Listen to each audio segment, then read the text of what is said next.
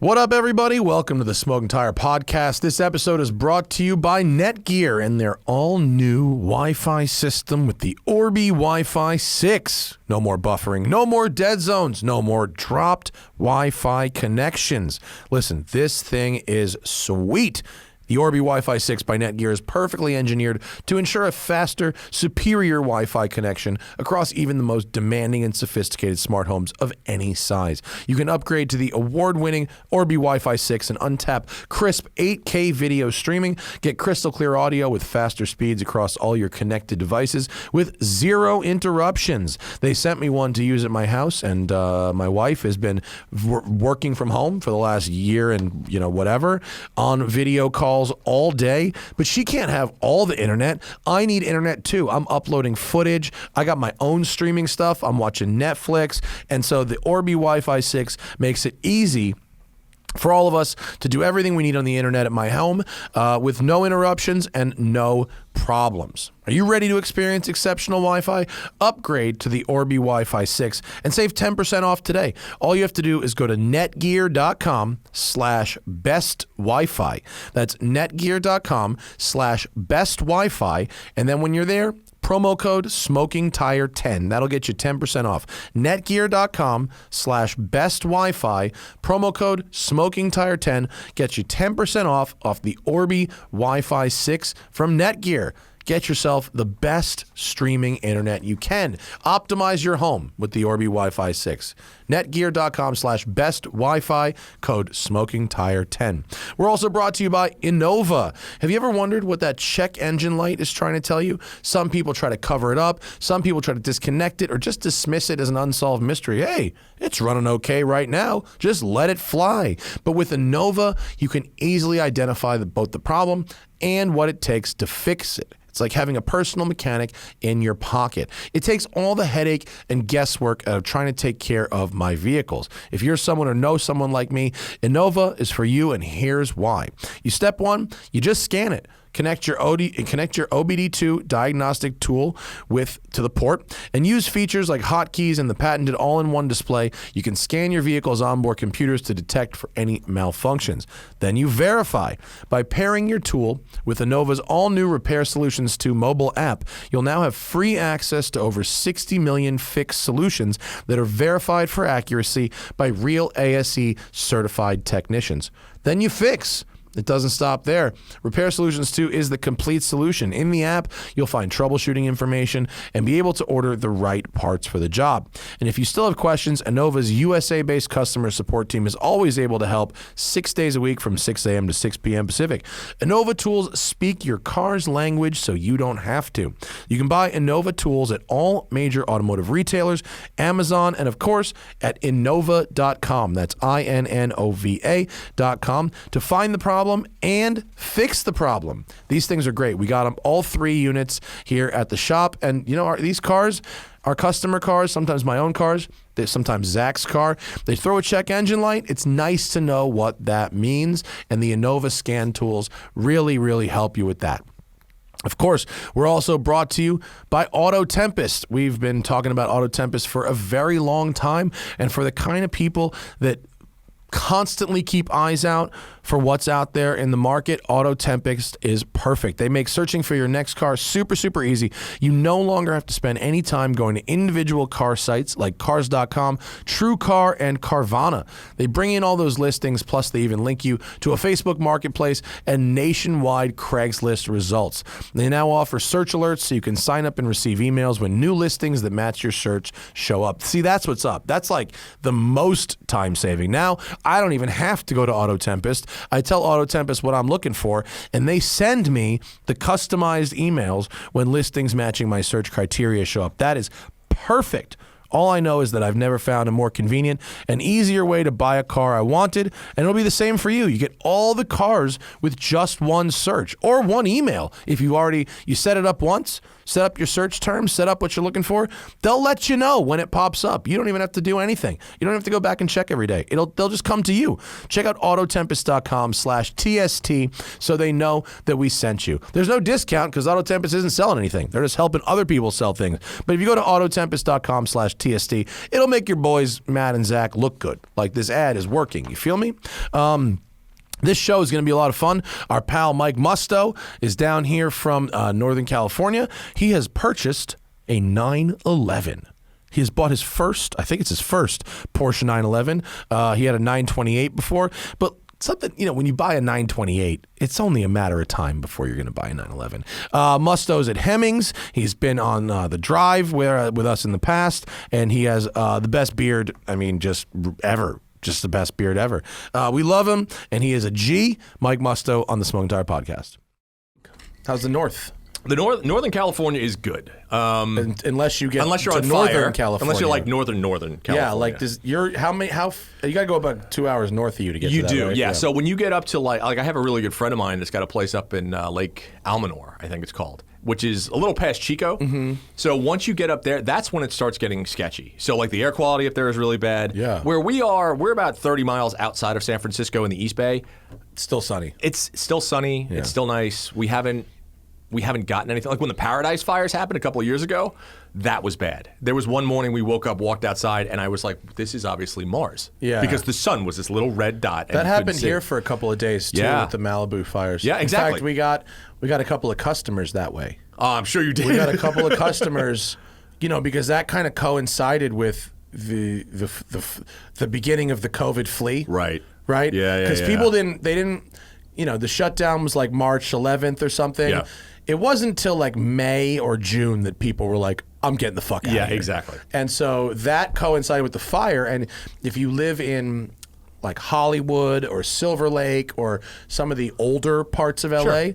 you might not have a garage, which normally, for a lot of people, who gives doesn't a matter. Shit. Yeah, right. But there's a couple of vehicles here where the ash customer probably came down. Well, that was it. The customer left, and the car was in their carport.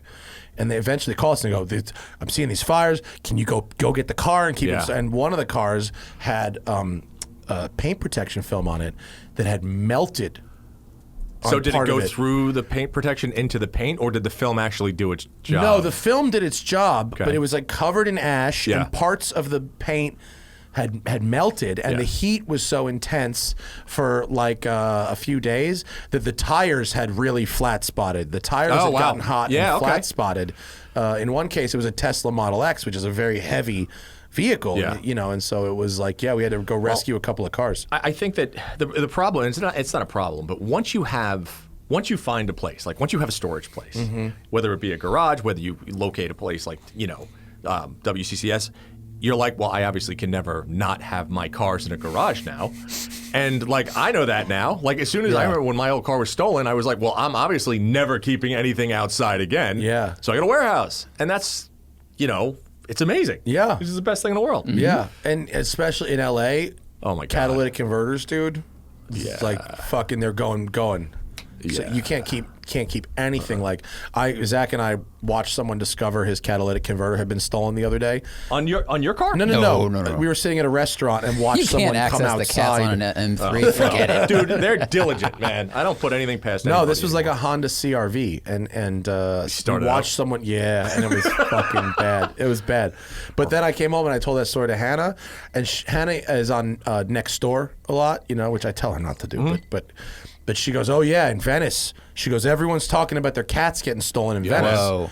And so I was like, well, we're not parking fucking anything outside ever again. You guys have been in my little warehouse that I have, right? Mm-hmm. So there were cars out in front of my warehouse, and all clipped. Whoa. Stolen? And that's out, like literally the my cars were stolen? Cats were stolen. In the yard? Like inside the fence? Dude, they straight up come in there. All the tweakers come in there. And it's like, it's what's crazy is like, you say tweakers, and everybody outside of California is going, "Oh my God, you must live in the worst area." Audio, does it sound good? My headphones seemed like got lower.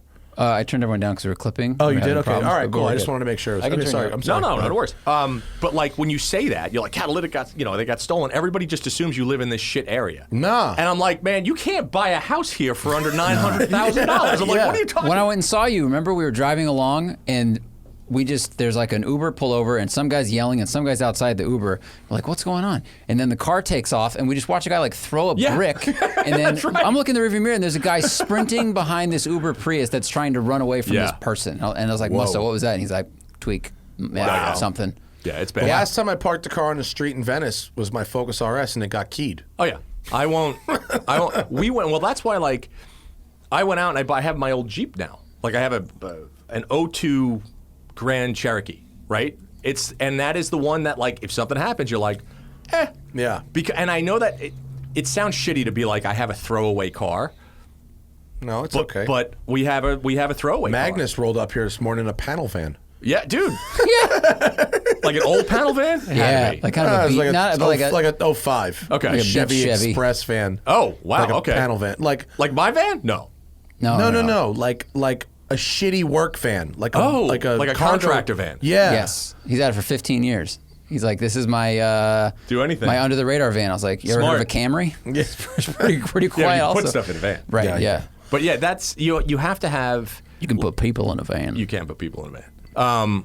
Yeah, because otherwise they mess it up. Last time I went to San Francisco with a car, I had a Jaguar. What was it? What's the SUV? The Jaguar SUV? F-Pace. The F-Pace SVR. Oh yeah. Somebody broke that window. Get the fuck out of here. Oh yeah. And the was it a press car? It was a press car. Oh man. And so I called That's up. a I shitty called up call to make. Page One, and I was like, guys, I'm so sorry, but the back window broke. They were like, yeah. They were like, and I was like, what can I do? And they were like, no, nothing. We'll just bring it back. Yeah. And I was like, is this? And then Mike, it happens all the time. Yeah. Thaddeus parked our Fiesta ST on the street in Venice when he had it, and someone threw a 40.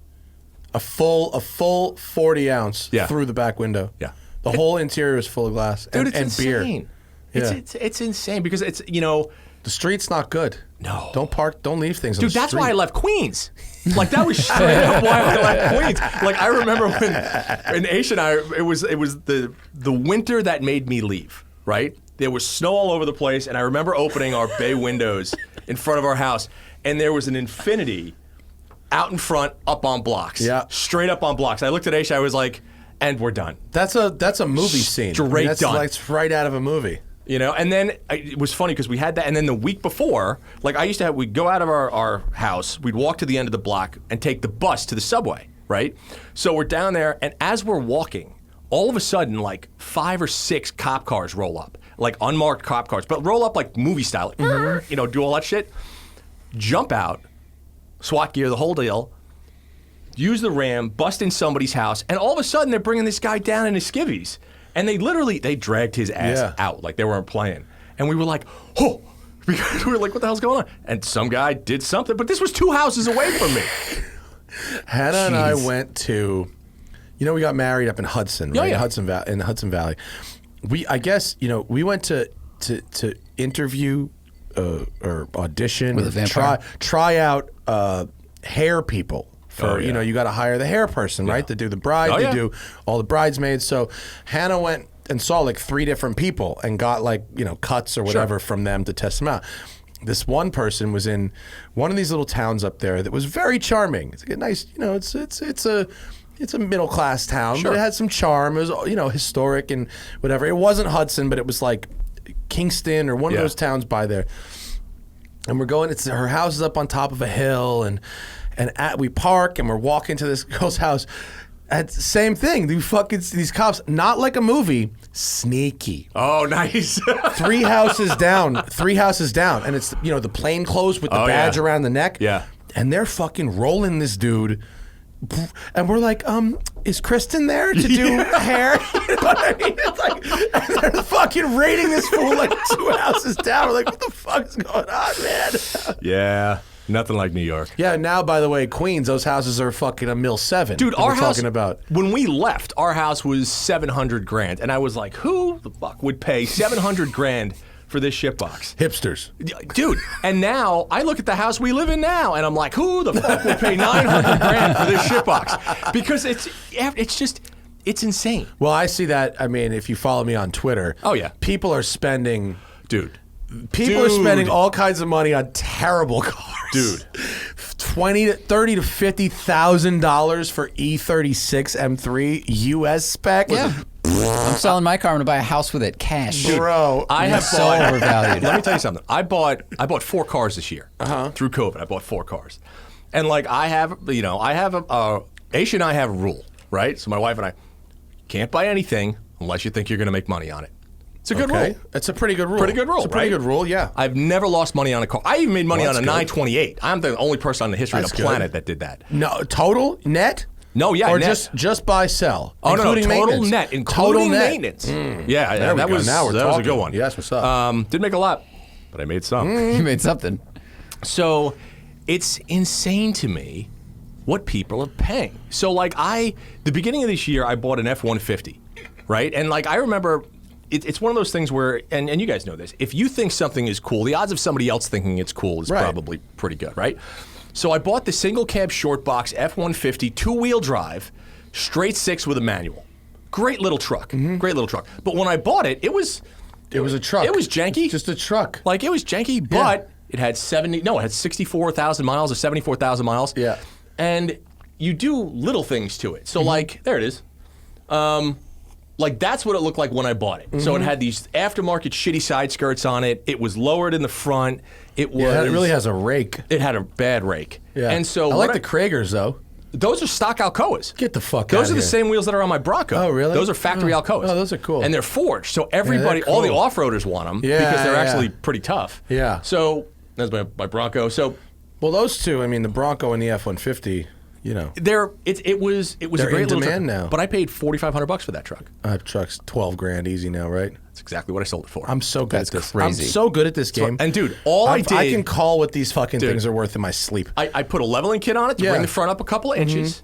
I took the tires that were on my Bronco that had like 6,000 miles on them, put them on there. Because they were the right size. This doesn't have enough profile. Didn't have right? enough profile. Yeah, so the yeah. tires that I put on were 31 by 10 and a halves. Lifted the truck up. It looked great. It looked like a little pre-runner. Yeah, yeah. And with the straight 6, it had twin tanks. So you get 450 miles out of it. And it was a great truck. And it's a single cab, so you don't fucking want it. Well, I don't fit. This doesn't Yeah, fit in a single we don't cab. drive single No. cabs. So, dude, 2 teachers from White Plains flew to California, picked it up. They didn't even drive open it the back to- hood. really? They Wow. literally flew in. They were like, "This is the truck." I was like, "Yep." They're like, "All right, we'll see you later." I was like, "Seriously?" They were like, White "Well, Plains? They drove back to White Plains. drove like to White." And then Oh my they said, God. "Well, you said it didn't need anything." And I'm like, "It doesn't." You trusted me? What the fuck is wrong with you? So, well, that's the thing. I mean, you know as well as I do. Like, if you put out a car and it's a bomb, people are going to call that. Yeah, but like, come on. I know, but I have to say, I went through that fucking thing, stem to stern. Yeah. I mean, I redid, and anything that needed to be addressed was. They drove it back 3,500 miles, didn't blink. Yeah. Nor should it have. It had Dude, 70,000 miles. I on sold it. my Safari. The guy didn't open the fucking hood. He drove it straight to Pebble Beach. Yeah. No, but those, if you go to, I don't know, Checkered Flag here in yeah, Venice. sure. It's an old car dealer. Yeah, that, they're always, they go on the trends, right? Their showroom is always full of whatever is trendy. Yeah. And in the last, it went from 356s, Yes. 5 years ago, and Mercedes 280 SEs, Yeah. and then it was all air cooled. So they cleaned everything fucking out, Right. and it was air cooled, air cooled, air cooled, air cooled, Yeah. air cooled 911. You drive by there now, Yeah. the entire front row says Eddie Bauer or XLT Dude. or fucking Bronco on, and it's all 92 to 96 Broncos and F-150s. The amount. So I bought my Bronco is a '96 XLT Sport, right? 5.8. It's the right one. I paid $10,000 for that like 2 years ago. It's 25 now. It's insane. Yeah, it's 25 And I'll drive. now. I'll go to get gas, and somebody's like, "You want to sell that?" Yeah, yeah. And I'm like, "No." Yeah. Well, do you want? I'm like, and everybody's like, "Well, what's your number?" And I'm like, "You give me $35,000, you can have my Bronco." Yeah. Because I like my truck. Yeah. I drive it. I like it.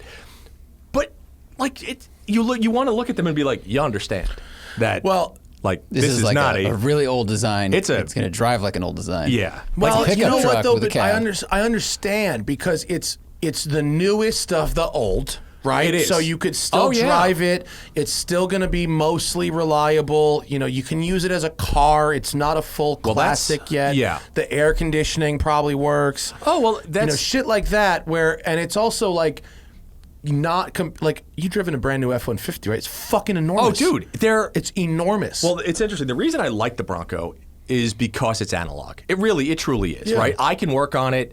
Air conditioning will freeze you out of the box. Yeah. Everything is easy. Everything is easy. Mm-hmm. And it's a 351 Windsor. Like, turn the key. It starts. It'll go for 250,000 miles.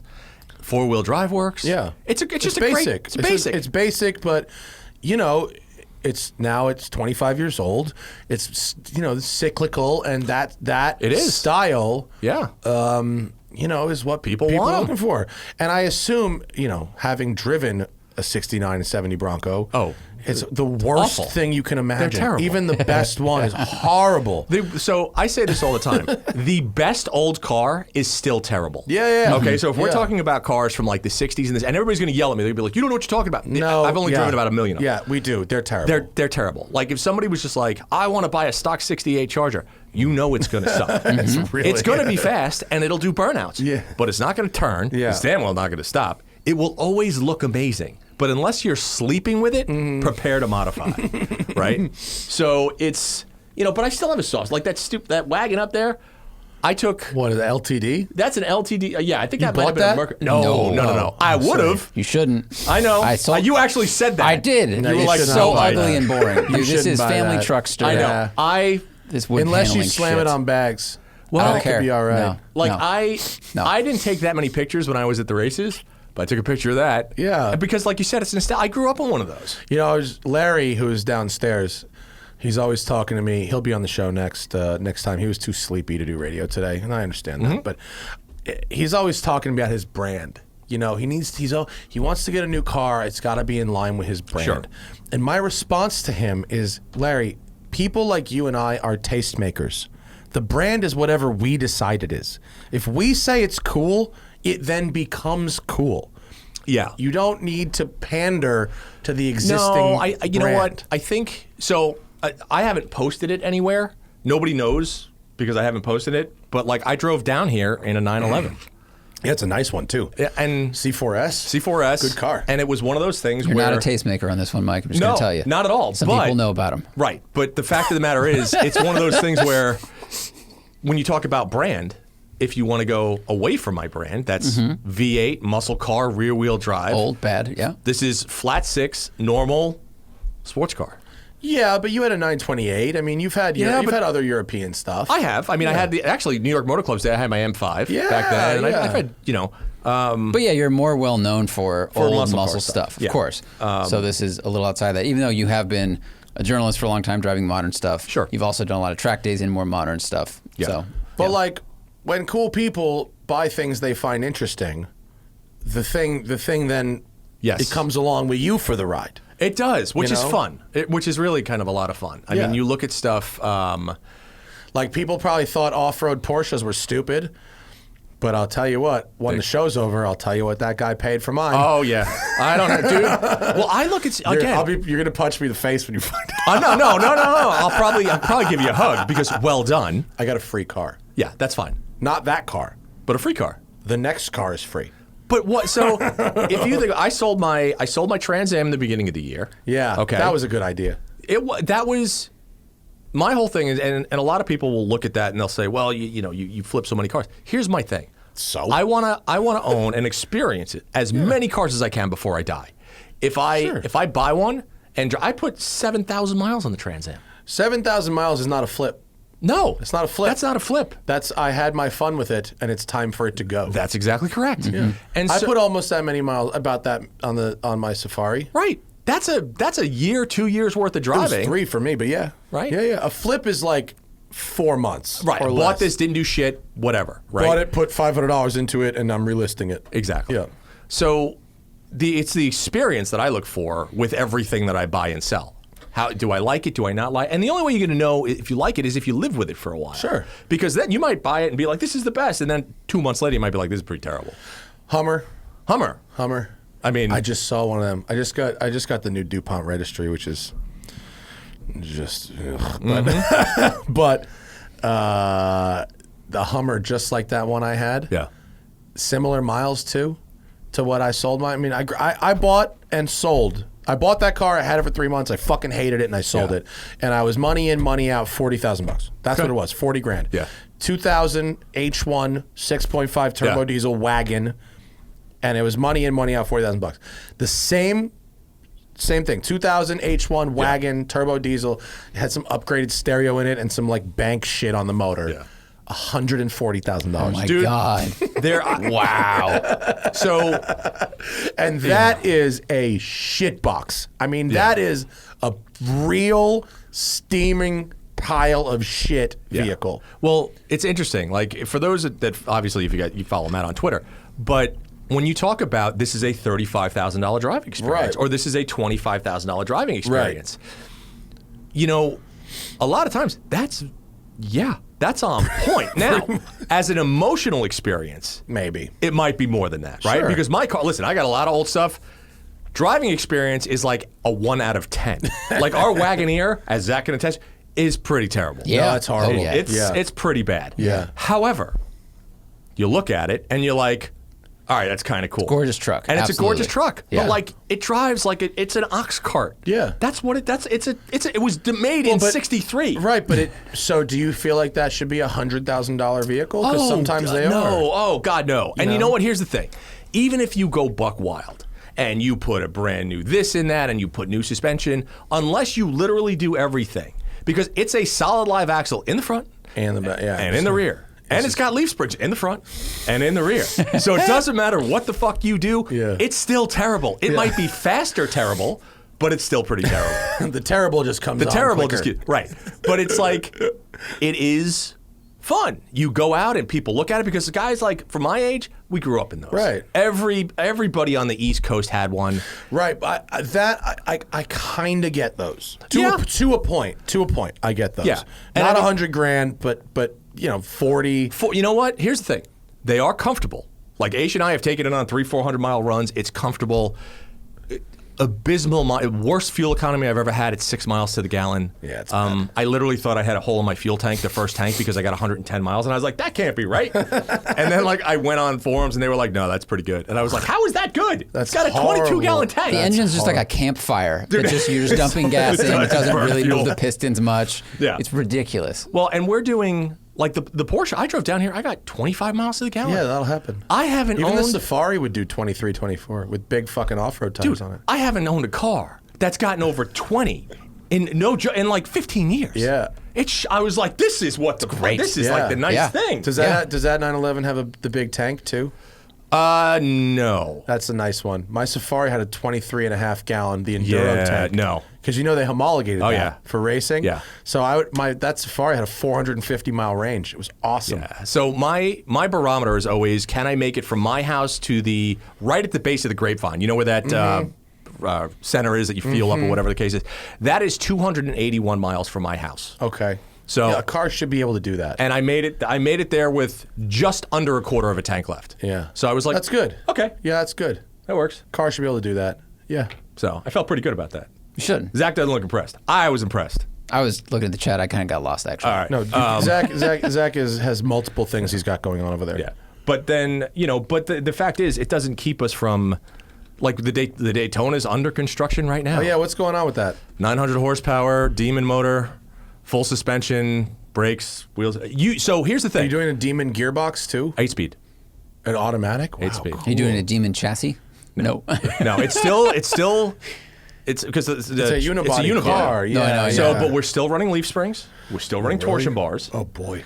And you can set them up to be fairly good. If there's anyone on the planet that can set up a torsion bar car, it's Kevin at Wesley Motorsports. He's unbelievable. So, but what I want when that car's done, because you were the first person to ever review that car. Yeah, I drove it in 2010. 10.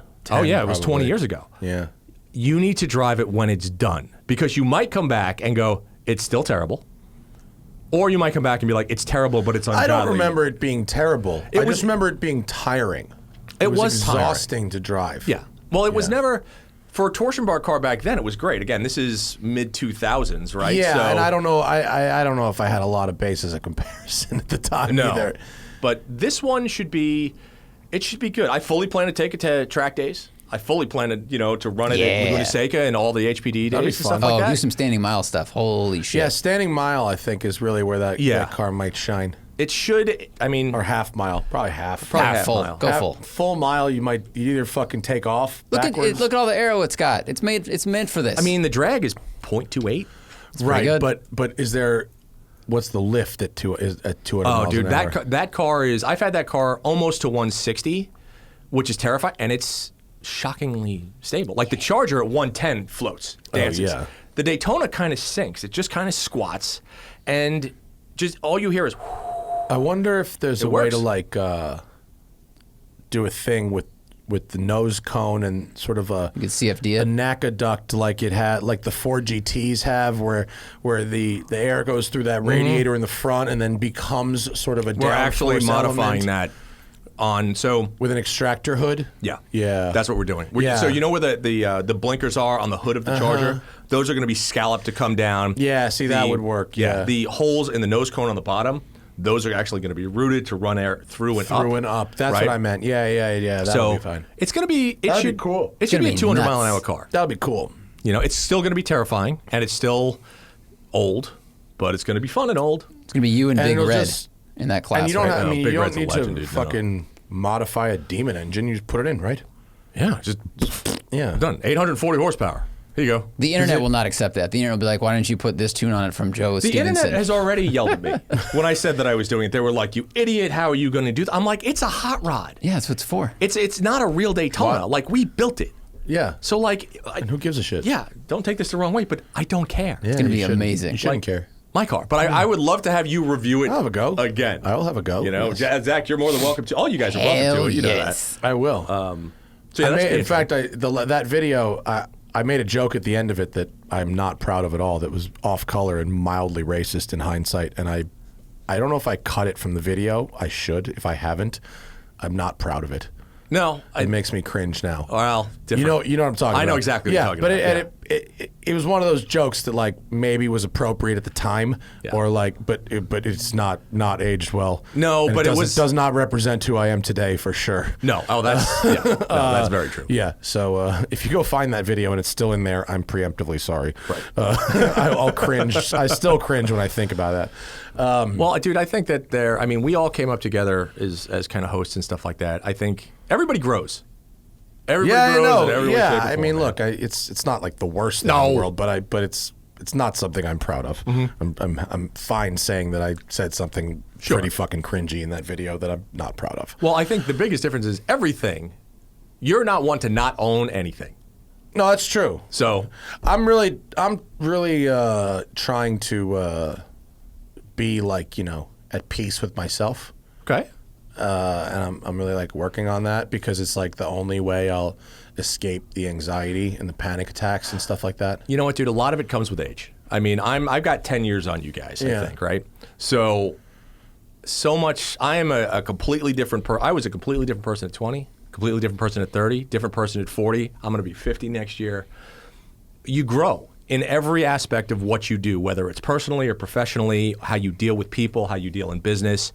You just grow. Mm-hmm. And that's the whole irony of life, right? By the time you get to the end, you're like, if I could just tell my 21-year-old idiot self. Right. Youth wasted on the young, But- all that but stuff. you can't. Yeah. Yeah. But that's the whole experience of growing. We all know this. Yeah. And so, when it comes to what we do as far as cars and as far as talking with the general public and interacting with them, the general public, they don't put you in a different position, meaning they're not going to skew your opinions, but they'll definitely tell you when you're wrong. Or they'll definitely tell you what they don't like about you or what you do. Oh, yeah. And my thing has always been like, if somebody was just like, Musto, you're an asshole. We fucking hate you. I'm like, why? And that's a legitimate question. Like any video that we used to do, you're the worst. You don't know what you're talking about. Tell me why.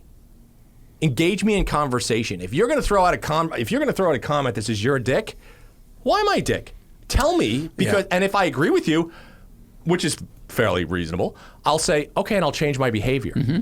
But if you're just calling me an asshole to do that, that's a whole other story.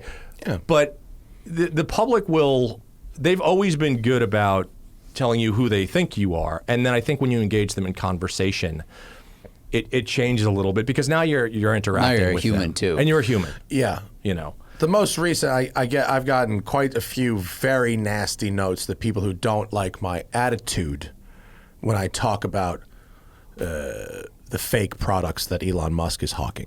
They don't. Well, what you mean everything? They don't have. My typical response is, well, what facts did I get wrong? Right. And they never actually list the facts. Well, and that's not that I'm never wrong, but it's not about that. It's always like, oh, you fucking sound like a boomer or something. As it's always the pro. I don't know. I don't really know. Well, here's the thing. don't know. You are outspoken. If you don't like something, you'll say it. Yeah. Okay.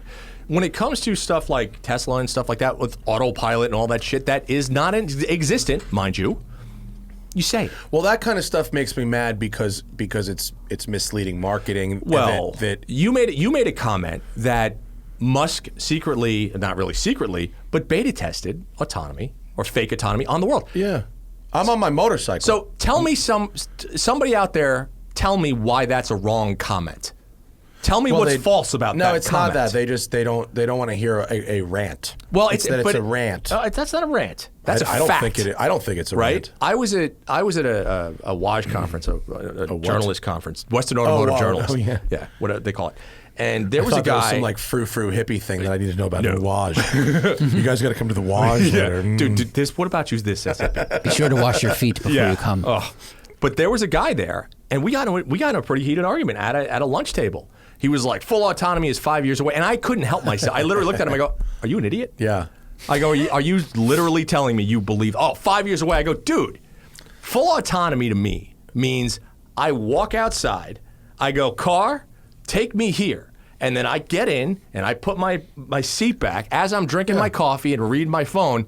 And then I get there. Yeah. It doesn't exist. Not going to exist. We did a show with Professor Long Missy time. Cummings, and she did a really, really good job of explaining in technical terms why a general purpose, privately owned autonomous vehicle is a virtual impossibility Absolutely. in our lifetimes. I agree. There could be limited uses for limited Sure. autonomous type of On campus vehicles. situations and right. certain heavily situations. geo-fenced, Absolutely. running the Correct. same. I mean, would they be much different from a trolley? No. You know what, dude? No. I remember going to Orlando in like 1987 at Right. Disney World. Yeah. And like the monorail was kind of the same thing. Yeah. You know? So, or if you've ever been to a car factory. absolutely. And you see these Those little robots. that That's right. follow a painted line on Correct. the ground. Correct. You know, those types of things are good, but a privately owned autonomous vehicle that it has to deal with an open world situation is utterly fantastical. A general purpose humanoid robot is so fucking far off the deep end that if you think that's possible or real in the next 10 years, you have lost your last brain cell. Dude, I remember years ago, this has got to go back 10 years, maybe more. I did this thing for BMW. It's called Activate the Future. I remember that. Yeah, Yeah. a million I years mean, ago. I don't remember what it was, but I remember vaguely Right. the tagline. Yeah. So they were talking about the producer at the time, and this is before I ever did anything. Producer at the time said, "What do you think about the possibility?" And this is when the E-Mini had first came out. They were beta testing and everything. And they said, "What do you think about the possibility of flying cars?" And I go, "Like, you're kidding right now, right?" And he was like, no, I'm serious. Well, I that's go, fucking stupid. I go, can you imagine 25,000 assholes flying around at one time? Yeah. I'm like, it never happened. Think about how loud a drone is. Oh my God. A drone that has to raise 1 pound. Right. Right? And think about how much noise that makes. Yeah. Now think about a helicopter mean, that has to lift 4 people and how much noise that makes. Exactly. There's no way to get around fucking noise for No. lift. Noise. Dude. Lift equals noise. Right. And what everyone's going to do.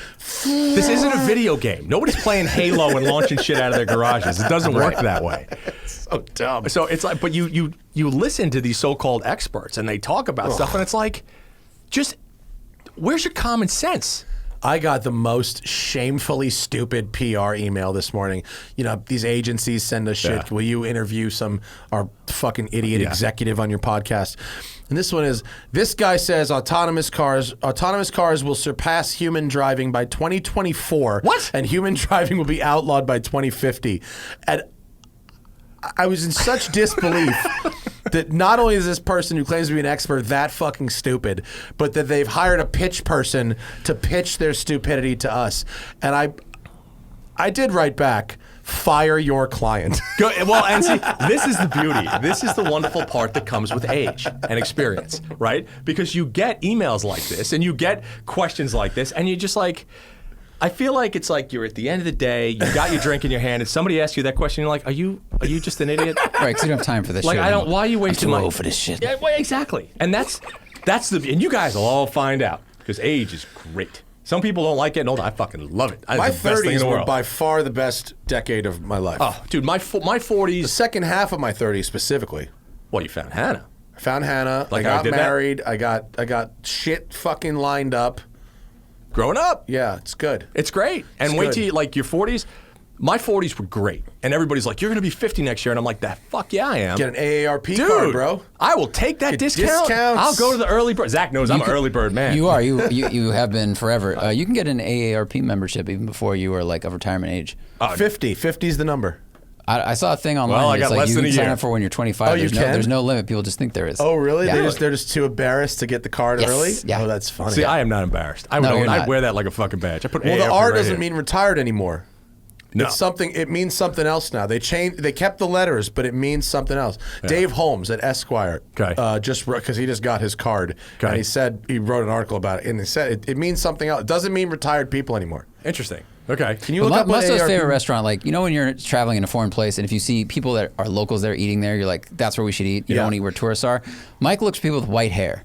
And he's like, if this diner or this restaurant is full of old people, I'm in. that's your jam. Where do the in. seniors Oh, go? they're going to have the soup. That's so they're going to have fun. some kind of boring meat Dude, that's covered in a so- gravy. I was in Vegas a couple of weeks You ago. got pot roast? Absolutely. Dude, I was in Vegas a couple of weeks ago, and a friend he was like, we got to go to this place. It's a breakfast place, whatever the case is. You walked in there, all locals, all old people. Best BLT and egg sandwich I've ever had in my life. I bet. Amazing. So, like, why wouldn't you? Paul Zuckerman told me when you turn 40, you're gonna have to stop ordering egg salad at Bill's. It's gonna end up on your chest. Dude, it's so funny. I mean, you know, there are certain things when we talk about food, and y'all know, like, I love to eat. I love my food. And so, but I like the hidden gems. I love the greasy spoons. You do. Of course you do. I love the local places because, like, Alana and I did this road trip, and if I go near, I can't even walk into a Cracker Barrel or look at another Cracker Barrel. And it's just, I mean, just the most god-awful crap food I've ever had. You know, McDonald's, I can't. Once in a blue moon, a Starbucks, possibly, because I can get a good cup of coffee and something that's mildly healthy. You can't get a good cup of can't coffee. You get though. a cup of coffee. Yeah. But there are places that, like, find me a great, you know, Hispanic restaurant. Guy Family Fieri owned. has an entire show about this. Let me tell you. It's called Triple D. And he's really good at it. Yes, he is. He's fucking great, dude. Yes, he is. But all You and Guy these- would get along great. Do you know him? Yes. I have never met him. Guy's the homie. Yeah. Huge fan. Once when Carl died. Okay. And I went to Carl's memorial, which Guy hosted. Yeah. And he figured out who I was. Oh, you're the car guy. Oh, okay. I got it.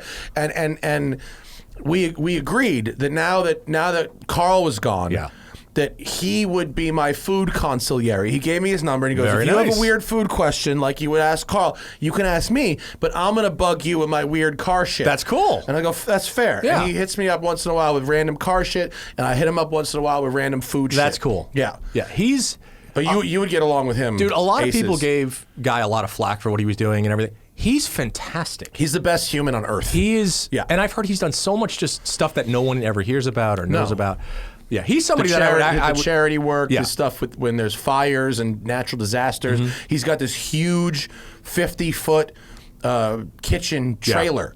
Okay. And his organization is called Operation Barbecue. And when there's a fucking natural disaster, like he's out there right now feeding firefighters with that's his great. giant kitchen trailer. He's Yeah. I don't want to meet a lot of people. No, Like you there want to are- meet Guy. I want to meet Guy. Guy rules. I really do. Yeah, he's awesome. Yeah.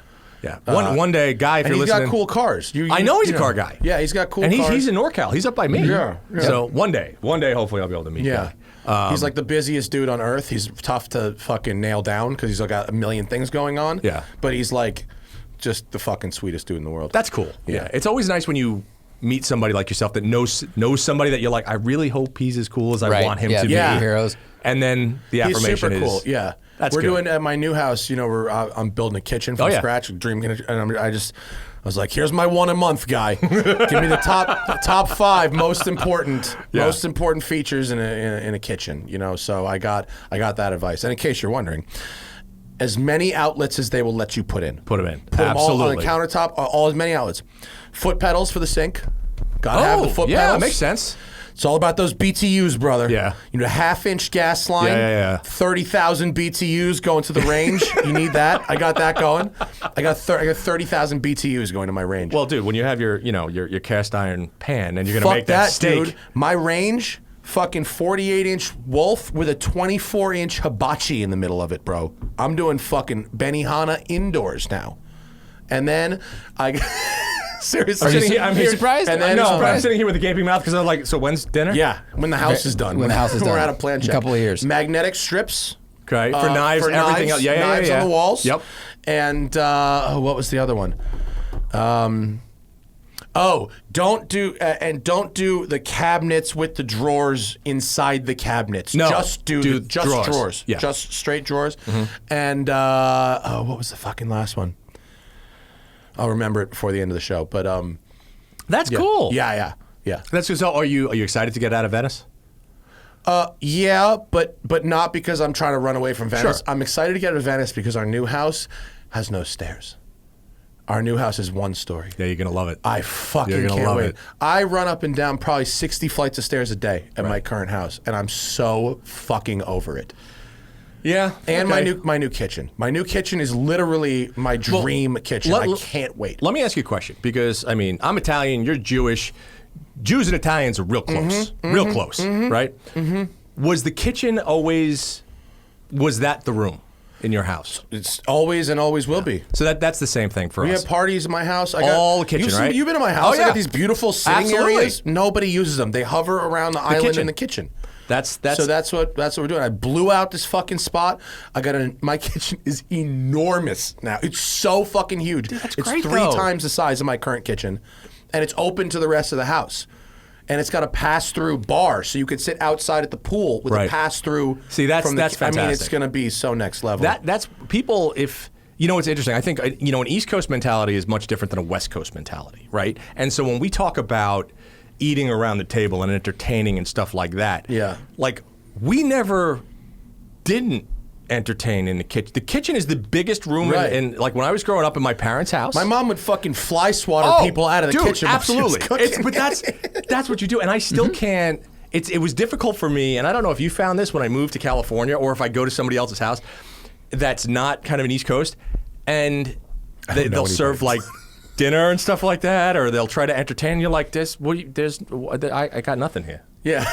Well, they underserved you because you're used to an Italian meal, Yeah, right? but there's still like the Italian rule of thumb is figure out how many people you're going to have and then double or triple it, right? No, I overfeed people for sure. Everybody's going to want to take a little something home. Yeah, you want a little bag? We little thing of pasta? Put it in a bag. Just a little something. Just put it in I got your hand. bags in the fridge. We got pockets. What are your pockets for? You can't leave without something. No, we do that, yeah. You Have a turkey. Take a really turkey. Take it. Dude, my mom... Oh, that and the last one is the pasta pot filler.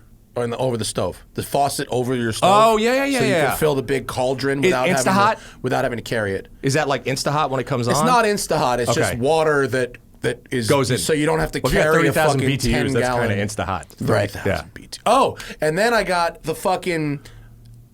Me and Hannah, the thing, if we were on Inside the Actors Studio and James Lipton was like, what is your least favorite sound? Or what is your favorite sound? My favorite sound is the sound of the fucking fan turning off over the stove. Right. When you finally turn off that goddamn fan. So, you know what I'm talking about? That fan's got to be on for an hour and a half while you're cooking. I hate that. Okay. So, I got this monster fan. Okay. It fucking flows like 10,000 CFM. Took It's off a fucking flying car. But it's external.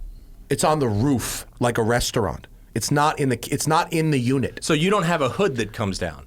I have a hood that comes down and is ducted all the way to the roof. Oh, so the fan isn't at the bottom of the hood. The no, fan the is fan's up top. outside the house. Okay. It's like a vacuum. That's fucking what's the vacuum up. So motor isn't on the floor. So you don't hear anything. It's that's nice. all outside. Yeah. Well done for planning. Yeah. Chef Guy. Well done, guy. Chef Guy's, I went to Guy's house. His kitchen. Ridiculous. I have never in my entire life seen anything like it. It was extraordinary. His kitchen was half indoors and half outdoors.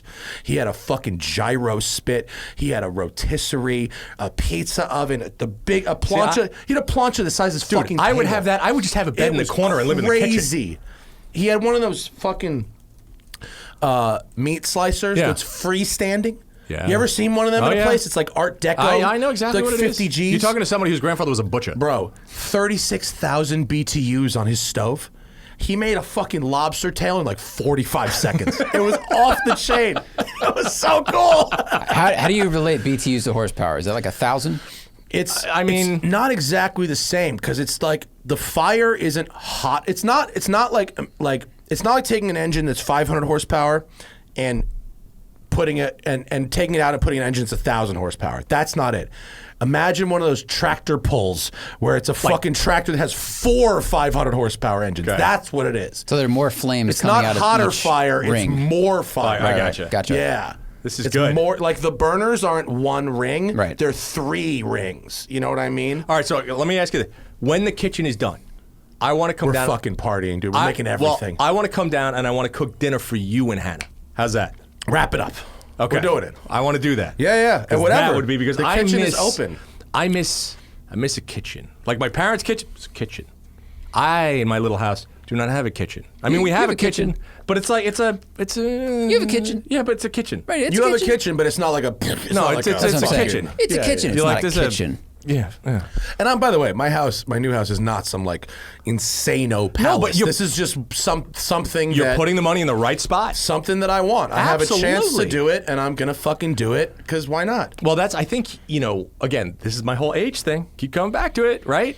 No older you stairs. I could get old in this bitch, Dude. You could wheel me around. That's it. I don't want to walk up 2 flights of stairs. Well, that's also an East Coast thing, right? East Coast, everything was split level, right? Right. Everything, it was a basement, mid-level, and then your yeah. split level. So everybody had stairs. Where Out here, ranch nothing. status, bro. And no basements. Right. No basements. Like Yeah. when we first came out here, I was like, does the house have a basement? They were like, Nope. no. Very and I was rare. like, why not? They were like, earthquakes. I was like, Earthquakes plus rain. Yeah. right. So that was a learning experience for me. But otherwise, it's like, it's funny because everybody keeps saying, like, when are you going to move back to New York? When are you going to move back to New York? I'm like, How about really... fucking never? Yeah, that's my answer. I like New York 2 weeks a year. Week in the spring. Week in the fall. That's right. That's about it. Can I take a boat out on Long Island Sound and have a about little it. fun? Yeah. Yes, I can. That's what me and Pops are doing in a couple weeks. You heard about the Audrain Concourse? I'll No. promote this. Pull it up. The Audrain Concourse is the last week of September in Newport, Rhode Island. It's Okay. Donald Osborne's show. Okay. Know Don Osborne? Yeah. If you don't know Don Osborne, he writes for Haggerty. He is he's on Jay Leno's Garage a lot. Yeah. Mhm. He's probably the most prominent black car appraiser expert in the country. He's the sweetest guy in the world. I really like him. This is his show. He puts it on. And they're trying to do like almost kind of like an Amelia Island type of deal. Okay. But me and Pops are going to take the boat Oh, to wonderful. Newport and stay in the harbor and way go you to the should. concourse. Yeah, it'd be cool. Let me ask you this. There is an event up in Lake Tahoe, and I've never been to it. I want to go next year. It's kind of like the Concourse de Elegance for wooden boats. That sounds amazing. Count me in. Dude, I have one. We need to go. Like Sounds you need to. fucking I'll badass. find out the dates. Yeah, you I'm tell done. Hannah. Sold. Done. 4 of us are going up. Done. Because Done. I've seen pictures of it, and I'm like, how did what? That looks This amazing. is, I gotta go to this. Lake Tahoe, maybe it just is the Lake Tahoe. There you go. Here we go. Dude. The Lake Tahoe Concours de Elegance. It is. I've seen What a great pictures photograph. of it. Whoever shot that lead photo fucking points to you. That's They're a beautiful photograph. I have to go to this. Wait, when is this? Go back up. Go back. Friday, August. So So we 2022. So we Was should. this last weekend? Yeah. This was last weekend? Do they have one this year? Well, I don't know if they had it because they have a lot of fires right now, but No, they Sure. definitely didn't have it this year. Okay, so August 12th, 2022. So this we got to do. 100%. This looks is fabulous. like I grew up. So I grew up working at a marina, And I think I've told you guys this story, right? Where I used to go into the hulls of wooden boats and like put them back together, and they Yeah. would sink at the ramp and shit. So like, Wait, what? So, I haven't heard that story. so when I Oh, look, Haggerty's a sponsor. how you sponsor everything? Excellent. When I was a kid, I used to work at this small local marina, and the boats this is early '80s. The majority of the boats were wood, right? And they were like 33-foot pacemakers and Hatterases and shit like that. And what I would irony do, of calling a boat a pacemaker. yeah, I would go in, and what we would do, the wooden boats, when they were out of the water, the wood would dry out. We would go in there and we would take cotton. You would take cotton and you would take sawdust, and you would go in between the planks. You would take a little chisel, like a blunt chisel, and you would take cotton and you'd put it in between the seams and slowly hammer the cotton in between the seams. Now on top of that, you'd put the sawdust. You'd hammer the sawdust in. Thinking behind that was once the boat backed into the water would come in, the cotton would swell, Fill seams the would get cracks. pushed together, boat wouldn't sink. A lot of people didn't do this. But there was no sealant? No sealant. There was, you could put sealant over it, but a lot of people would just do the cotton and the That's the sawdust. old school way? Old school. Yeah. A lot of boats never made it off the trail. Right? So I don't know how many times you would see it, and we knew instantly. That's We would funny. see a guy come back with his boat and would be like, yeah, you're not going to make it. You know what I mean? And the boat would be backing in, and you would just see the transom get lower and lower and lower. Because it was basically like every rib was a hole. That's hilarious. Yeah. You know? And then I remember there was this guy, great, he's long gone, but what a wonderful gentleman. Best name ever. He had a 19-foot, 50-something century runabout. Stunning boat. Guy's name was Dick Bone. Best name ever. Great name. But he should told play me, drums. dude. Or produce movies. Yeah. He when I was a kid, I couldn't have been more than 11, 12 years old. He was like, come here, let me show you how to do it. And it was one of those things that I don't think I'll ever forget, because Yeah. it's like this guy was doing it since the 30s, honestly. And that's how I learned. That's How what many of his he boats? will never find a millennial to carry on for him when he's dead. no. You know what I mean? You're not going to find a young person that wants to do that Dude, kind of fucking I work. thought it was so. I look back now at the path that I've taken, and I'm happy for it, because I wound up where I am, and I'm grateful for that.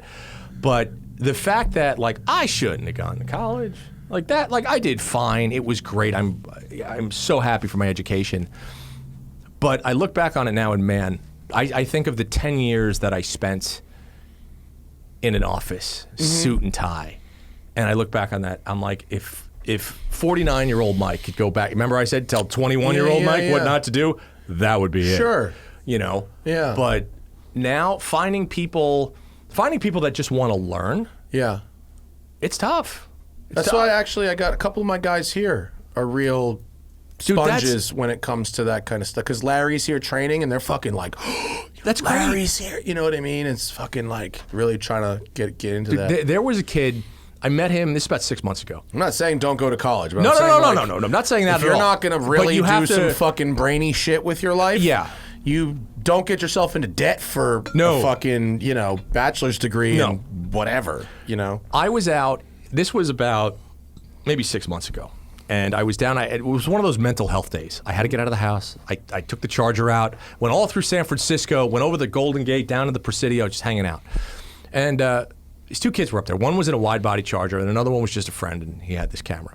So the kid comes up to me, and he goes, "Hey," he goes, like, "I know who you are. I've seen some of your stuff." And I was like, "Oh, that's wonderful." He goes, "Listen, I am I want to say a molecular engineering student at Stanford. Kid couldn't have been more than 22, 3 years old. Yeah. Always wanted to do this. Okay. I said, dude, the next time I film, do you want to come over? Do you want to look? He's absolutely. Okay. Now you think you're never going to hear from him again. I would not know. I wouldn't think that. I think I'd hear from him every fucking day. No. The coolest part was, because I've been approached like this before, not only did he email me, but for multiple shoots, he just showed up, came on, learned, watched. The first kid that I've seen in I don't know how long that's actually done that. And I was so happy with that. And such a great kid just to want to do that. You know, because that's something I feel like I just don't see anymore. Yeah. I mean, I think I get that a lot with writing, because I've said that I Yeah. will critique people's writing if Yeah. they send it to me. And so, and I do. people send me writing, and I critique it. Sure. And I'm straight up. I don't always say what they want to hear, but, Sure. but I critique it. And for a while it was like, how do I become a writer? And it's like, write something. It's And not then write rocket something science. else. And they never really make it past 3 or 4 pieces. Sure, of course. Because they've got those are their stories, and then they've told them, and then that's and the hard part is, well, what do I write about? Yeah. That's that's the work, right? Or if it's videos, it's, well, where do I get cars? Well, that's the work. That's right. You can reverse engineer how we shoot our videos very fucking easily. Sure. And you could reverse engineer how SEO works pretty easily by right. studying it. But it's like, there's parts that are still like the job. Well, when they say, you write 2 or 3 articles, do you find that a lot of times it's lack of personal experience? Meaning, listen, if you're going to write something, like I always tell people, go out and have an experience and then write about it. Sure. So like if you're going to go out, take your car and do something, and I don't care if you drive an 89 Tercel, go do something with it. Usually the first thing someone ever sends me is almost always a defense of their own car. You know what I mean? Of course. Or The question, what do you think about an 89? or a sort of review of their own car Sure. that turns into a defense of their own car. Yeah. And then and then it's like, okay, well, go find another car. Right. Any other car, and write about that. You know what I mean? And then the third one is, now write about cars without reviewing a car. Correct. And then they don't really make it past that one. Okay. Sometimes they get one out of Yeah. that, but that's really all. I mean, it's cool. Like, good for you for like having someone along. I don't like people that much. No, I know you don't. They would slow us down. They would slow us down. Well, when you but have a system, we were filming in. Zach and I are really efficient. Well, we were filming in one place, and he could literally just stand in the back and observe. So that was fine. Yeah. When we're running up and down a hill, No. a bunch of times, it's a little harder than Well, that. efficiency is the biggest thing, right? And I don't think course. people understand what that's like. I mean, I know you guys have all watched, all the one takes and all Matt's videos and everything else. Efficiency is the key to being successful in this business. Sure. It is the key to saving money in this business. It is the key to putting out a good process in this, product in this business. And I think people just, they never understand that. And so when you're out there and it's like, boom, boom, boom. Did we get this? Yes, we got it. Move next. Did we get this? Yes, we got it. Move next. Well, that's why I don't like working with hardly anybody. I know. Except Zach and JF. Right. You know what I mean? Yeah. Because anyone else I work with, it's just such a struggle. And I'm like, how do you guys not just like automatically know what you're doing? Well, that's You know the what I problem. mean? Well, Like, your job is not to train. I You don't know. want to train. Yeah. Right. Well, and also like, we don't have a director. Right. Like, we don't need a fucking director. We just know what to do. Right. You know what I Well, mean? it's true. I can direct myself. Absolutely. I know what to say. Yeah. You know what I mean? I don't need it. The camera guys, they know what to shoot. Right. We know the order that we're going to do this shit in. 'Cause Correct. it's the same because we've figured it out once, you Right. know? And so it's like, It's the process. pretty easy. That's It's not that's easy. No, it's not easy. But once you know, it's an easy day at work once you know the process. and Correct. you know what you need to get and you know how to get it. Well, and that's the experience. How many years have you been doing this? When did we start video? 20. 09? Bro, Or before the that. Smoking Tire was 09. Well, The New York Motor Club New York videos Motor Club were was 07? January of 07. No, that fall foliage run? Yeah. That was 2006. Jesus Christ. That was 2006. Remember we hired a helicopter? I We thought that was- absolutely What? remember it. Oh, dude. So let me tell you something. Larry and I wasted a lot of money. Holy shit. When they did this back in the day, it was We didn't wasted exist. a lot of money. Didn't exist, right? When you you got to remember back in the day, they were kids. I'm going to say that because you were kids. Yeah, I was 25. 25. They were kids, wrangling up middle-aged guys in six-figure supercars. Ford GTs, BMW M6s, Ferraris, Lamborghinis. It's less of a big deal now. It was a big but deal at the back time. then, that Yeah, was it a big deal at the time. At this small little garage up in Westchester County, and you would go there on a Saturday morning. All right, we're meeting here at 6 a.m. Right? I remember the first run that I ever went on with you guys. I showed up at the Charger. Boom, big block, 40-year-old car. Motherfuckers are out there with Lamborghinis and Ferraris. I was like, well, this is going to end well. This is going to be interesting. This is not going to work. Yeah, they would go hard too. They would go These guys hard. would go really hard. Matt would go scout. Morningstar would hang out a window. Yeah, it's fucking crazy. And the stuff that they were able to accomplish was, I look back on that from a motoring perspective as such a highlight to what we did growing up in the car world, and I don't think anybody's replicated that. Well, now it's very common. I mean, now there's a million different road rally lifestyle events. But in whether they're 07? No, I'm saying we were ahead of the curve for sure. Yeah. We were ahead of the curve. But now it's a pretty common thing. But back then, what made it special was that it was organized using very rudimentary techniques. Yeah. It was not organized using Facebook. No. Or something like that. Not at all. It was organized using a club of an actual club of people. Yeah. And there were no GoPros. The No, cameras that no. we had were big Handheld. and handheld. Yeah. And nobody really knew how to make Google Maps work except for me. Right. And which I got from Alex Roy. And so my ability to use Google Maps to make drive routes that people who lived in this area their whole life Never were like, knew. what the fuck are these roads? Where are you finding this? Right. And it was because I knew how to utilize Google Maps really Yeah. well. And so that was really, and also, we blew money on shit like catered lunches and stuff like that. And we lost money doing it. And by the way, one of the most mature decisions I ever made in my whole life was going, this is very dangerous. I should stop. Well, and bailing out Good point. right at the right time. it got to a point where there were some incidents. There were. One person did have an accident on one of our drives. He rolled their little car. flip. Yeah, rolled I was their there. I car. remember that. Yeah, it was scary. He was okay. But when you think back to the stuff that we did do, remember the ego runs into Manhattan? Oh, yeah. Just We used to close down Times Square. Yeah, just make noise and fucking do stupid shit in Times And Square. now people do that, but everyone has a camera phone, so they get arrested really quickly. Right, Yeah, yeah. Yeah. We would roll in 20 deep, 15 deep. It was a good time. It It was a was a lot good of fun. time. It was a lot of a fun. good entry into that world. Yeah. And also it made me learn what the power of video sharing was. Yeah, absolutely. Those videos are still up. And they're great. They're 240p. I know. Oh, man. And they have they're pre-DMCA. Yeah. So they have Pearl Jam and Stone Temple Pilots Oh, yeah. soundtracks that are yeah. grandfathered. You can't take that down. It's pre. Is that true? Really? Yeah. It's before the law. Oh, I didn't know that. Yeah. All that pop music you can't fucking take it because it was put out there before the law. No shit. Grandfathered. Yeah, that's fun. Dude, that's very, very cool. Yeah, it's that was a fucking good dumb time. shit, right? That was a good time. Yeah. It's fun watching everybody, But goddamn, was that little office was cold. Oh, dude, in the January winter? 31st, 2007, Is this that- video so- was put up. Oh, my God. Does it have a picture of the Make You Look Poop at that. plate? It's not even the whole fucking screen. No. Wow. It's 240p. That's how low the res is. That's how low res it is. Gotta go mini player. Dude, There. that Still was can't do it. just Oh, shit. hilarious. Oh, shit. and the cool part was guys were buying cars to be in these rallies. Well, that's what was interesting was this little market that we drove where, the first guy, because it was the big deal, was the 997 had come out. That's right. And so it was right when the 997 Turbo That's was right. announced. So the first guy that showed up with a Turbo, Oh, yeah. fucking everybody had to have the Turbo That's after right. that. Like 3 people sold their Carreras and got Turbos.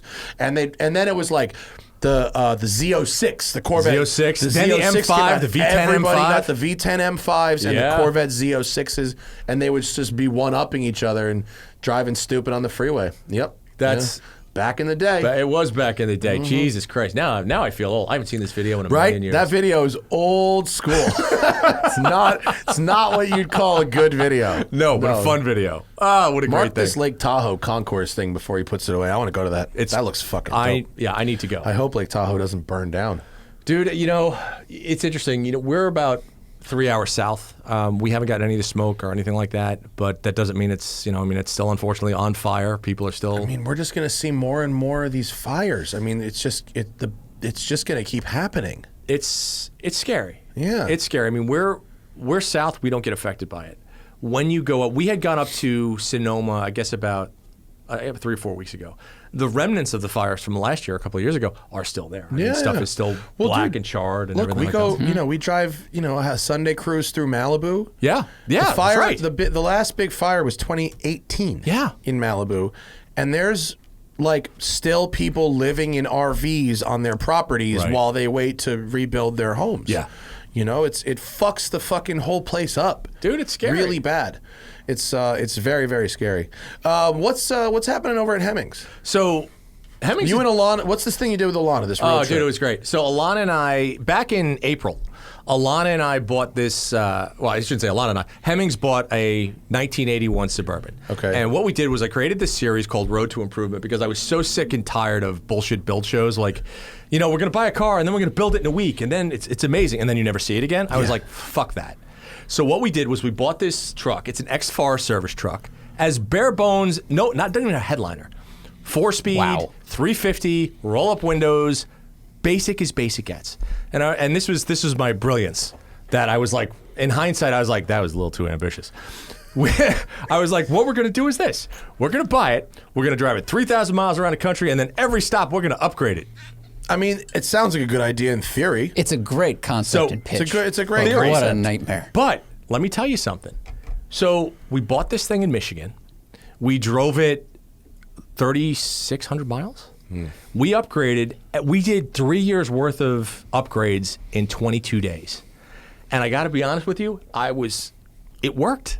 It fucking worked. What did you upgrade? So I don't want to give everything away, but we did like, my God, transmission. We did stuff to the HVAC. We did stuff to the engine. We did stuff to the interior. Did you fix it or did you improve? Oh no, the we fixed so much stuff because this was probably the most this truck had been driven in probably 15 years, right? And we bought it completely untested. So like the first 30 miles, we're driving along like this thing is my great, God. and then all of a sudden the alternator took the shit. And we're like, yeah. oh, that's not. So that was good. an unplanned upgrade. Some of the upgrades were unplanned. So How many times did you break down on the side of the road? Twice. Oh, that's not that bad. Twice. And one of them was after the shoot when I was driving back from LA to San Francisco. So I was on the side of the 5 by myself, and I was like, we don't even have cameras. I'm like, this sucks. But the truck now, like, it's awesome. It's a big green lump of a truck. It looks cool. It's got a 5-speed. It's got a manual? Oh, it's manual because it was manual from the factory. Oh, really? Dude, it's like a badass truck. And like I just drove it to Vegas. The dash is great. Dude, I just drove it to Vegas. I drove it back and forth to Does it have Vegas. air conditioning? Oh yeah, it does. Oh yeah. Did it when? No. Did it have air? Okay. No. So how long between when you started the journey and then when you got air conditioning? How many days? It was I want to say like 9 days. That must have been a hot 9 days. It was April, May. Wasn't that bad? Oh, not that bad. Okay. Wasn't that bad. Yeah. But it was great, and now I drive the truck everywhere. Like, really? Oh yeah, I drive it all the time. Like pull it out. I'm like, let's take the Suburban. So the cool part it's is probably better than the Wagoneer. Oh. Way better, right? Way better than the Wagoneer. Yeah. So the cool part is the name of the show is called Road to Improvement. We did it to benefit. It's going to be auctioned off for charity. What's that shit on the ceiling? That's those right there. The fishing pole racks? That's exactly correct. Oh, cool. Yeah, fishing pole racks. Was that from the Forest Service? Or did you put that it was. on? Really? No, yeah. From the Forest Service. What forest? What forest Oregon. did it service? Oregon. Yeah. So what we did was, and I actually did put a headliner in it because I drove to Vegas and I was like, I am not driving to Vegas in July without a headliner. Yeah. So we put a headliner in it, thermal insulated it, and it was great. But it's one of those trucks that you literally can. You can get it and you can go anywhere. But, and we filmed a whole series on it. Is it 4x4? It is a 4x4. It's got a winch on it. It will go anywhere, do anything. It's a 350? 350 with some decent enhancements, so it doesn't feel like a 350. Like it's stout. Just a great truck. Looks cool. That's cool. Yeah, but the it's good part all is right. we did it in conjunction with SEMA Cares. And so during SEMA, this truck is going to be auctioned off for charity, and SEMA Cares works with a bunch of different children's charities. So all the proceeds and all the money is going to go directly to one of the children's charities. That's awesome. From SEMA Cares. So I hate to say it, Larry was talking to somebody on the phone right before you got here. Yeah. It seems like SEMA's on the rocks right now. dude, I don't know what's going to happen with SEMA. It seems like it's on the rocks right now because it seems like there's two kinds of people. People who are sketched out about going to Vegas because of COVID. People who are not sketched out. Me. Mm-hmm. And then people who heard that they might require masks and vax cards who are talking about their freedom. Okay, so here's the thing. So there might not be a truck section, let's just say. let's just say that there might be a European car heavy SEMA, and there might not be a truck section. Fewer trucks with TVs mounted to the shocks. What I know is that this will be posted outside. Right. Okay.